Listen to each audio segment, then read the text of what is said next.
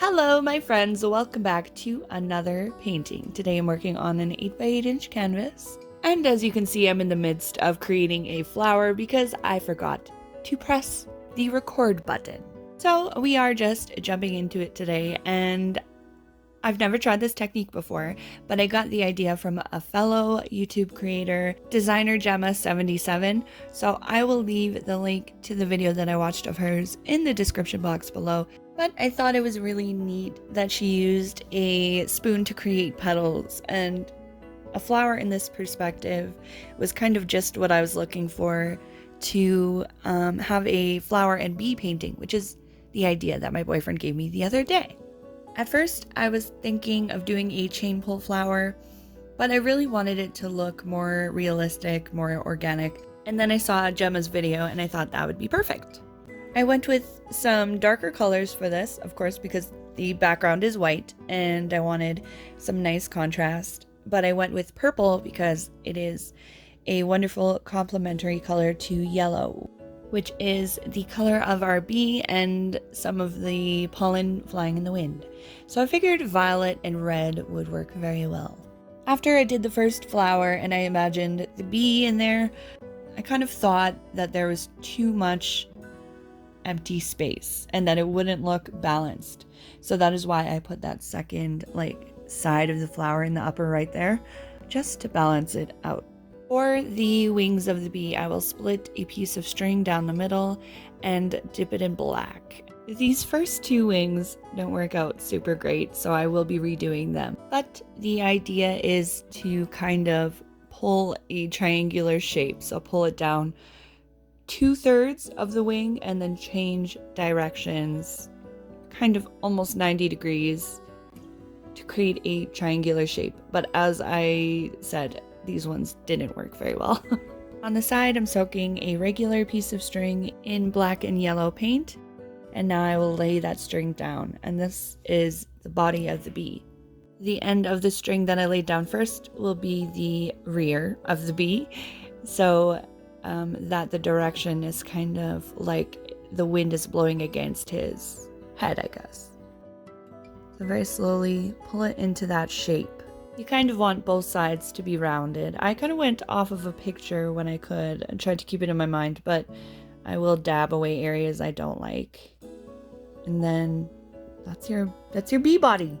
At this point, I did the second wing, and these wings just were not good. So I redid them, made them a little bit bigger, and just tried to really get that shape right.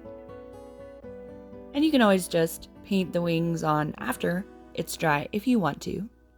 I just wanted to have a technique to make a full bee with a string, and this worked out much better. And you just adjust little areas that you want to with your fingers, with whatever tools you got around. Now I will use a bamboo skewer dipped in a little bit of black paint and create some antenna and legs and just make them real cute. And keep in mind that they have 6 legs. I think I put in a couple extra, but it's a special bee.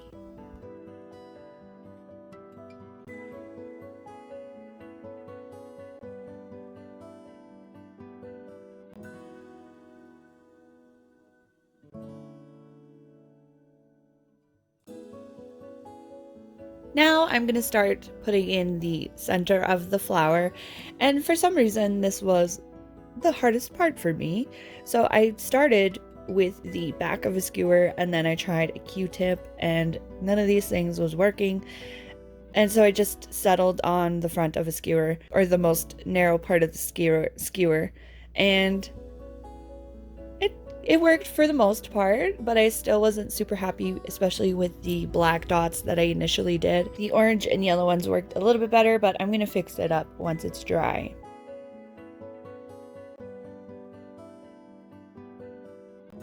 Now that it's dry, I'm using a round brush and going into my black, orange, and yellow and just fixing it up, really trying to get that rounded shape in the perspective that the flower is in. Gemma also did these little dots for the middle of the flower and the pollen, and I really loved that idea of the pollen kind of coming up and flying away and the bee coming in to land through it. I may have gotten a little carried away with the dots, but it's just so cute and it adds such a wonderful texture. While we're here, I just wanted to say thank you to everybody that has been subscribing.